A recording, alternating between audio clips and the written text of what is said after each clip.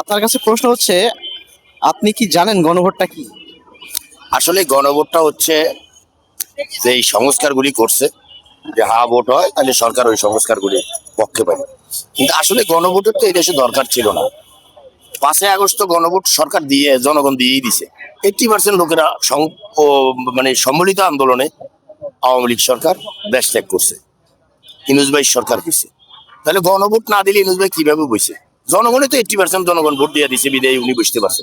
এখন ইনুস ভাই রুচি দিল জনবান্ধব আইন করা, যে আইনে জনগণের উপকার হবে, যে আইনে দেশের মঙ্গল মঙ্গল হবে, অঞ্চল ভিত্তিক পররাষ্ট্রনীতি করা, টিকা কার্ডের সাথে পাসপোর্ট দিয়ে দেওয়া। আজকে একটা জন্ম নিবন্ধন কার্ড উঠে চলে জনগণের কত ঝামেলা হয়, পাসপোর্টে ঝামেলা হয়। কাজেই আমাদের দেশে যা দরকার নাই আমরা তা নিয়ে আগে করতেছি, যা দরকার ওইদিকে খেয়াল নাই। তাই আমরা যারা উপদেষ্টা হয়েছি আমরা নিজেকে কখনোই মনে করি না যে আমরা জনগণের স্টাফ।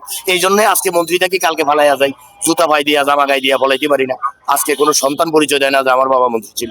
তো ঠিক এই অবস্থাটাও এই পরিষদের আসতেছে, কামিং ওয়েলকামে আছে।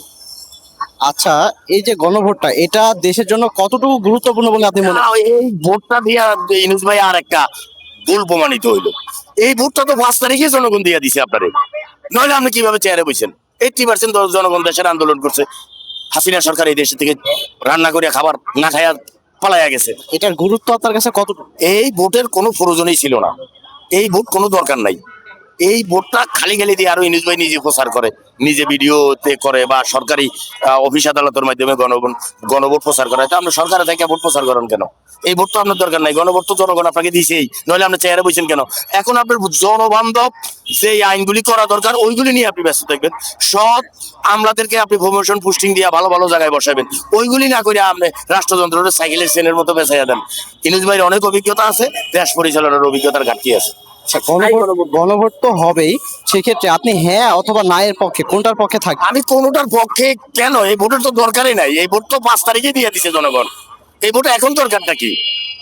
আজকে আমাদের দেশে একটা রাজনৈতিক দল গঠন হয়েছে, নির্বাচন কমিশন তাদেরকে মার্কা দিয়েছে, স্বামী স্ত্রী দুজনে মিল্লা দলের সভাপতি সেক্রেটারি হয়েছে।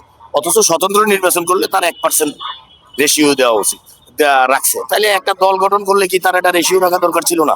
নির্বাচন কমিশনের বিবেক আইসিইউতে আছে, মানবতা এখন অ্যাম্বুলেন্সে আছে, এবং তারা হালাল হারাম খায়া তাদের মানে জীবন নিয়ে নষ্ট করে বলাইছে। তারা জনবান্ধব নির্বাচন কমিশন এখনো নিয়োগ দিতে পারে নাই সরকার।